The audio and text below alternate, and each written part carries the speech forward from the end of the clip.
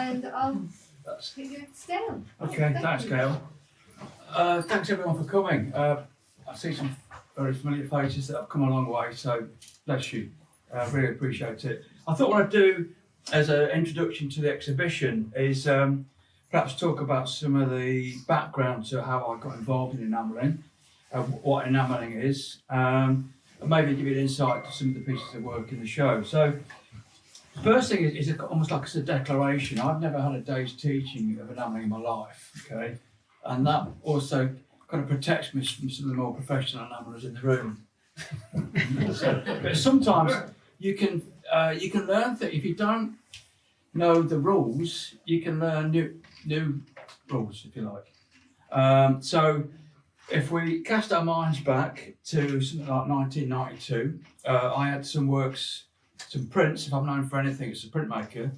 I had some prints in a very important print collection of a big law firm called Clifford Chance in London. And they were in the process of moving into new premises, and they wanted to commission about 12 artists from their collection to make some larger pieces, more permanent pieces for their new headquarters. So they had some small prints of mine, and we had this meeting, and they said, okay, we want to commission you. We want something much larger. Can you do that? And I lied and said, of course I can. And then they said, we want you to make something for our restaurants. And sometimes there are, after big kind of successful deals, there are kind of not wild parties, but vigorous parties. So the material has to be something that's not on the glass. It can't be textiles. So it's got to be something permanent. So they said, can you do that? And I said, yes, of course I can. And then I was working with his agent. He said, well, what are you going to do? I said, I haven't got a clue. I said, that's for you to find out. So he said, what about vitreous enamel? And I said, I don't know what you're talking about. I don't know what it is. So he said, you know, the stuff that they make the signs from at the underground. Okay. And he said, oh, that thing that's on an Arga. I said, I don't know what an Arga is. I don't have that in Leicester. Okay. And so I was installed at the age of 30 into this very Dickensian factory. I've got some photographs of this factory, which is sadly now closed, down in southeast London. And they were doing lots of signage for the underground, lots of bus stops. And I was installed there to learn this strange process called vitreous enamel. So essentially, vitreous enamel is the act of fusing glass onto a surface, particularly steel, or it can be copper, gold, or silver. So obviously, in the enamel factory, they were using it on steel for signage. And these are some of the very first enamel panels I ever made back in 1992. So they would make these little kind of tablets to test, particularly their colour. So imagine if they've got to redo a whole station in the underground, the consistency of colour in these panels has got to be the same. Okay, so they were what called mill a colour. So these are particles of glass held together in various forms of suspension. So they mill a lot of material, that's a bucket full of enamel, to make sure that the colour's consistent, and they would spray it onto one of these tablets and then fire it to make sure they've got consistency. Okay, so I was given about 300 of these. So some of these are the very, very first ones. And there's 3 types of enamel that you can use. In the factory, they would tend to use 2. One is that would be suspended in water, so it's water bound, and they would spray those. This image shows this in these big spray booths. They'd spray the big panels, so it's like a powder form, and when that's dry, then it's fired. So in a much smaller version, one can buy this enamel. This is water bound, so I put some water in this, make sure it's successfully or milled or mixed together, and then I use a spray gun, and you can spray onto the surface. What's beautiful about this water-based enamel is that these are kind of like, it is powder. So when it's dry, you can scratch into it, which they call graffito. You know, you can scratch away, or you can just let the powder just delicately sit on the surface. And then when it's fired, it melts those particles of glass powder, and it fuses itself onto the panel. Now the panels are always pre-enamelled.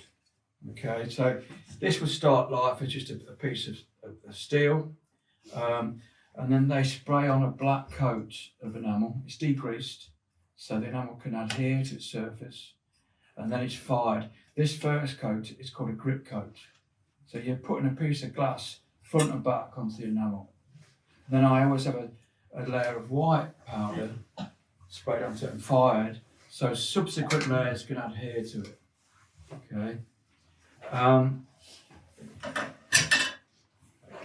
So the powder's great, you can scratch into it. Anything's negotiable until you put it in that kiln.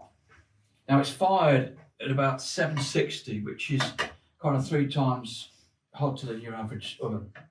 Okay, and it's not the time it takes in the kiln, it's the temperature. So you put it in slightly below, and then it kind of melts itself into this surface at 760. It's a bit like baking a cake or a lasagna, but very much like if you want to put subsequent layers on, you have to be conscious is that every time you put it back in that kiln at such a high temperature, you might lose some of the enamel you just put on.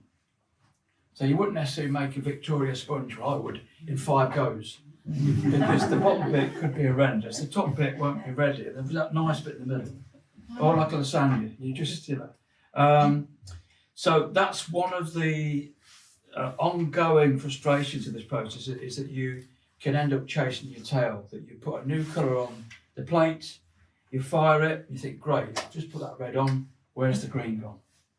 So I'll put the green back on, fire it, where's the red gone? So but there's something really exciting about that. It's the closest I get to gambling. When you get it right, it's wonderful. When you get it wrong, you come up with very interesting words, which some of you might be able to hear from my studio in Suffolk. So in my kind of more humble surroundings, I can't. So the 2 big enamels in the show, this one and that one down there, I can't make works that big in my studio. Okay, I have to go to an enamel factory to do that. Since this one's closed, I have to go all the way to the Isle of Wight now to make large panels. So it seems quite odd to travel to the Isle of Wight to go and use an oven. But I can work, the biggest I can work in my kiln at home are these 24 centimetre square panels. Okay. So I'm emulating what I did for the larger scale panels, but on a smaller scale. So I buy these in, they're pre-made, these are factory up in Keighley in Yorkshire, and then they're ready to work on. In the past, so I mentioned the commission from Clifford Chance, and this was one of the panels. I've got a postcard of this, which you're more than welcome to have. So each one of these squares is about so big. Okay, I've done bigger commissions as well. My biggest one, some of you will know about, is down at St Catherine's Dock in London. So you can see the scale here, there's people there. So this is about 45 metres long. So these are made of 9 panels. Imagine it's going to work on things that are door sized. And in this little portfolio, there's pictures of me working on these panels. Okay. Interestingly, when I made this big commission, the space I had to work in was about sort of this big. So you see the space here I had to operate in. So it was tiny. So I was having to see what I was doing is actually take photographs of each panel and make these photographic composites to see what I was doing.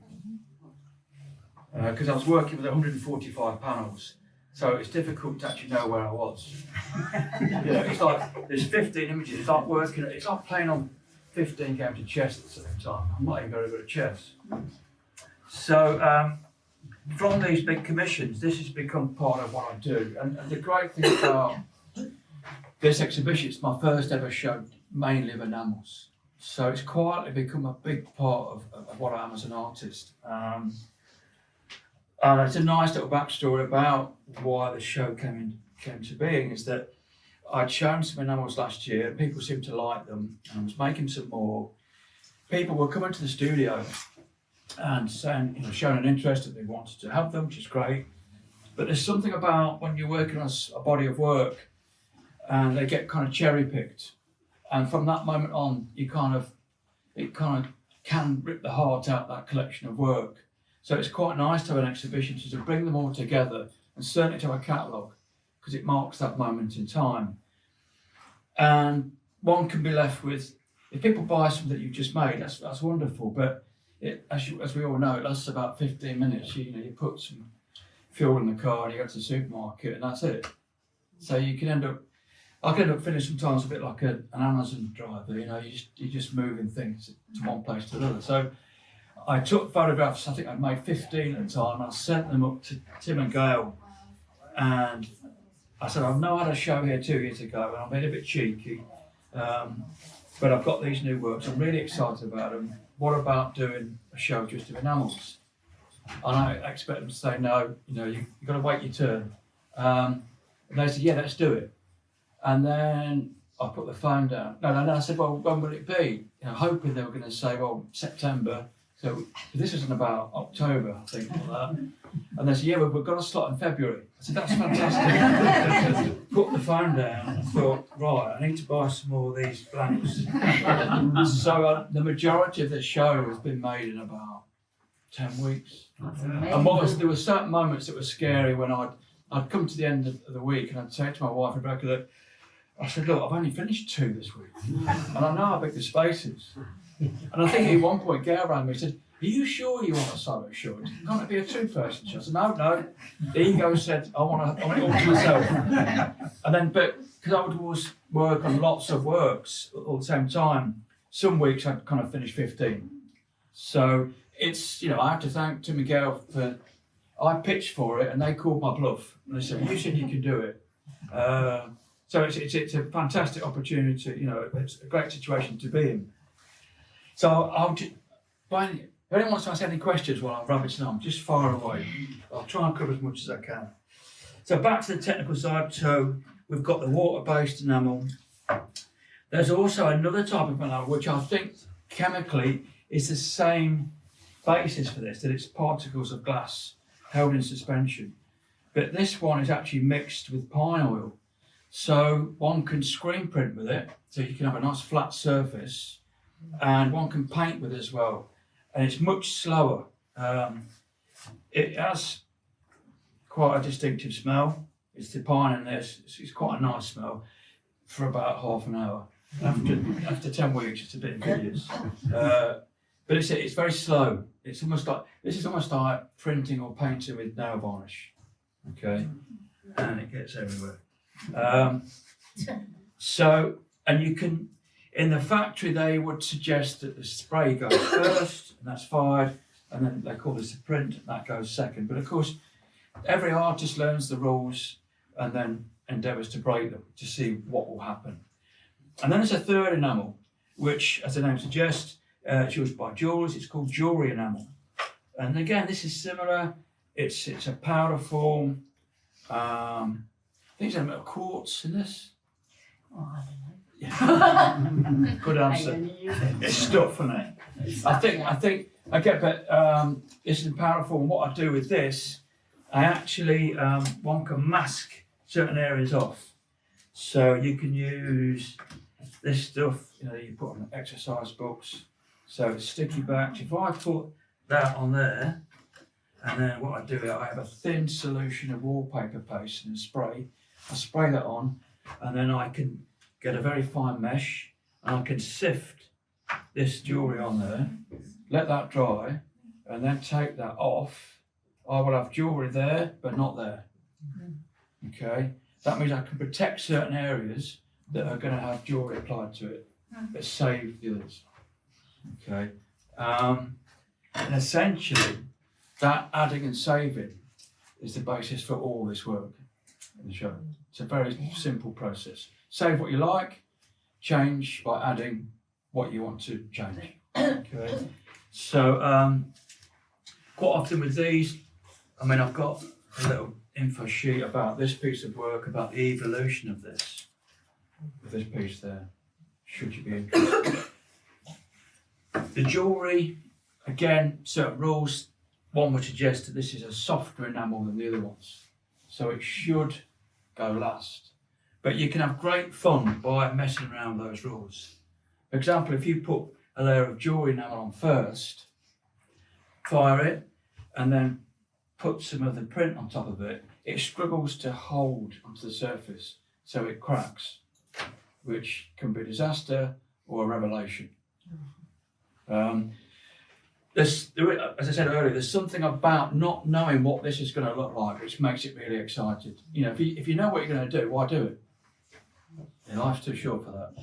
And I'm always on the lookout for new ways to apply the enamel, whether it be finding certain types of paper that can act as a stencil, you know, paper that's got holes in it. And I could just put my thin layer of glue there, sift on enamel onto that. I get little beautiful dots of enamel. I don't know how else to make that. Buying things, stencils. This is from a cake making shop. Okay. This appears in some of these prints here. You know, so carefully hold down there, sift through there, you've got a nice shape there. Okay. This is from a cake making shop as well. I like going to those, you know, those really naff. I'm often spotted in incognito in hobbycraft. You know, it's like where no, you know, discerning contemporary artist should ever be seen. Okay, but you never know. It's how it's used, isn't it? You know, you have to. I'm not highbrow about stuff. What else can we use? Anything can be used. This is quite naff, but it's fantastic. This stuff is called millefeuille, I think, and it's like little tiny sticks of rock, and they're pretty. They're naff, but they can be quoted as naff. Yeah. Now, if we want to quote naff, there's another thing we can use. You can buy. This would really be for the kind of porcelain industry. You can buy. Remember those fake transfer tattoos? You put them in water, take them off, put them on. I've got a tattoo. So they're called decals, really, and they're used a lot in the tableware industry. You know, how do you get a pattern onto a plate? It's using ceramic ink, which is fired onto a porcelain surface. Okay, and there's great factories that sell whole sheets of this stuff. So this is a sheet that's got ceramic ink printed on it already. So think about using collage, you know. So some of them are quite fun, some of them are beautifully horrendous. This reminds me of Grandma's wallpaper. Okay, so it can be used. So where is it? Some of these have got elements of this lurking inside it. There's even bits of the lettering I've fired into it. Yeah, there's a bit of decal here, the background there. This one is really. I was back to this. It reminds me of a brothel, but that's wrong because I've never been to a brothel. It's got that kind of like, you know, or 70s flock wallpaper. My dad used to love it. Really kind of quite horrible but wonderful to quote. So you can buy whole sheets of this stuff. Some of it is so bad you can't even use it. It's just too. So these, again, one has to be careful in firing these. You can really only fire them once because they're quite thin. The ink on this is quite thin. So if you want to put it in first, then put some of this on the top, this will burn away. So again, you're balancing things all the time. So some of the tools of the trade, obviously, I'm picking these up. It's hard taking the bigger ones, taking them out of the kiln when you've got this piece of metal that's 760 is tricky. So you have to wear an oven-proof glove, a serious one, and then hold it with this thing and carefully take it out. If you want to, and if you put something on a plate and you don't like it, you can actually kind of get rid of it. You can actually sand it down to work on it again. Okay, and you can get these things. This is actually got little made of diamonds, so it will scrub this down. it seems quite abrasive because you're essentially, it's like getting your nice new windows and just scratching it. But then as soon as it goes back in the kiln again, it will melt it again. So you can affect change. Lastly, I want to talk about, so most of these things I've talked about are in use in terms of metal. So, this is quite an industrial process. These chemicals are designed to do what they're told to do. However, things change if you start firing onto copper. Okay, so this is a plate straight from the factory. I should know what these do on terms of this. It will do as it's told. If I put the white enamel that this has been sprayed on and fired on onto a piece of copper, it looks like that. Because the copper becomes involved in the enamel. You get these beautiful greens. Also, with the best one in the world to try and get this flat on here, the copper, as it's softer, it bends. So it's a problem, but a beautiful problem, because you suddenly get texture and surface. Okay. So for me to begin, I've already got something to work with or against on these surfaces. These have had one layer of the white enamel fired onto it. These have had 2 layers. So they start to get to more akin to this surface, but it will always look different. So there's certain pieces of work in the show you'll be able to see straight away where the copper's got involved in it. And I think the imagery tends to be a bit softer. I like sometimes if the enamel breaks through, I like the fact that it admits it's copper. It says it's much more organic, but it's much more mercurial. The copper ones break your heart, but if you get it right, it's fantastic.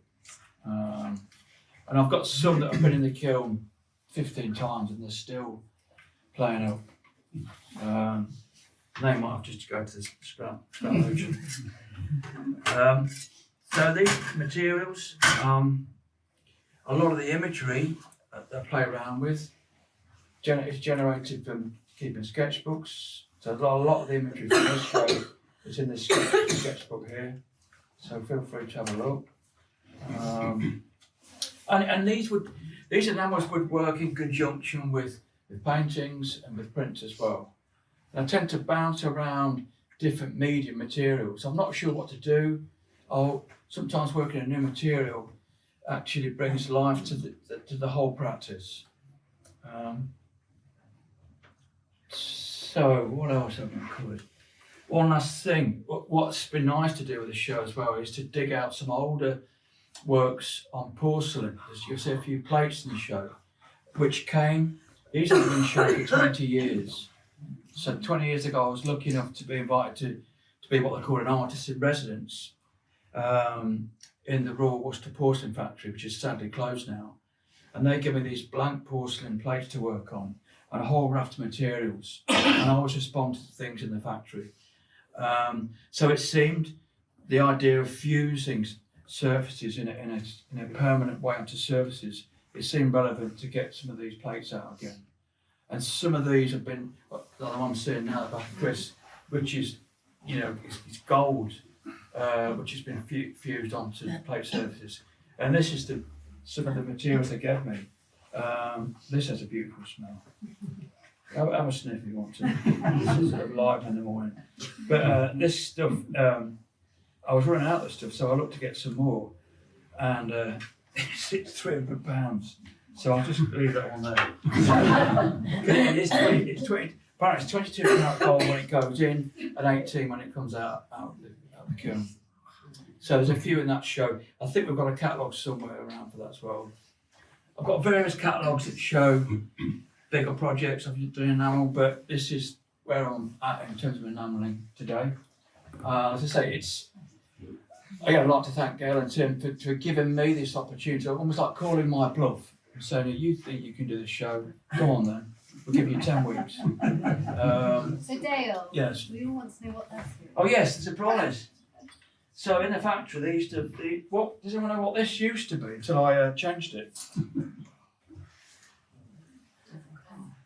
It's not. It's Panel not. or something, a Wing wing or a arm or something. It's prize in my pocket for this one. Toilet sign. It's a sign. If I say originally, and it's common, it's a what? It's a bus stop. So they will make your bus stops this factory, and I said, can I buy some blanks? And so they had to ring up London Transport to say, look, we've got this idiot that wants to buy some. Because they were fearful that I was going to take the number 73 sign down at night. That's a great idea. Right, where's this one going? There. Because it's got, they would have slots and the concrete bit. So, it's amazing how they make it as well, because it's a single piece and they weld it down there. So it's a long piece. And then they print the roundels on it. But, I'll leave that there.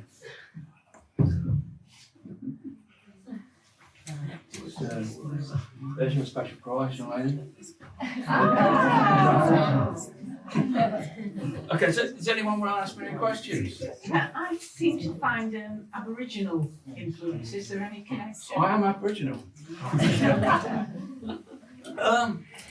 think I'm open to some any culture. I think part of it, because this ink, to paint with it, because it's like nail varnish and it moves. So they think it's a lot of dots on the work, because it's quite tricky to do a straight line on this, because it spreads. So sometimes the dot is just to sort of arrest this. And sometimes I would put them on a hot plate to stop it spreading too much. So, you know, a lot of Aboriginal imagery is made up of those dots, and a lot of African art as well. So, but yeah, I take it as a compliment, which is great. I think also one tries, it's a bit of a trope, but one tries to imbue some sense of spirituality in the work. You know, it's not, I mean, like everyone, some of the work is frivolous, some of the work is deep, you know. We all have these emotions and these range of thoughts and feelings throughout our day. So, again, to work in a series, one can encompass all those feelings and thoughts and issues. I love your titles, Dale. Yeah, that's a good point. What's your I have sketchbooks of titles or notebooks. And again, sometimes during the course of a day or a month or whatever, you hear something or you'll read something, you go, oh, that's good. And what I tend to do, I have these books of titles. A lot of them come from descriptions of music, because sometimes one of the difficulties in titling works is that you're crossing mediums. You know, you're trying to attach words to something perhaps that doesn't have words, or it's a different language. One's the word of languages, one's the world of images. And so I have these kind of notebooks of titles. And as I'm finishing the work, I come to title it, I try and get a resonance. Think, well, you know, it's like pairing things up. Yeah, you know, sometimes, yeah, that'll work. Yeah, it's got to be that, hasn't it? You know, so it's, and it's also, I use titles as a kind of, perhaps as a direction sign, as a way in for people to read the work. Because your title, how your title work will put people in a certain framework, a mindset. This is how I want you to look at this piece of work. But without, I don't want to exclude people's readings of things. Like you were saying, it's Aboriginal, great, you know. I did read work once and someone said, I'd made this little, there was a little boat made out of matchsticks out of it. And it was a reference to that kind of, you know, sometimes people make a galleon out of matchsticks. And I find that wonderfully absurd. You know, and someone said, oh, is that referencing the way that Viking longships used to send off their dead? I said, well, it is now. That's fantastic, you know. So I don't want to, it's like different interpretations of books. You know, you know, I'm not saying it's got to be read in a certain way, but title is just a way in. Any more? This is all going out live, you know. Thank you, Dale. Okay, well, thanks very much.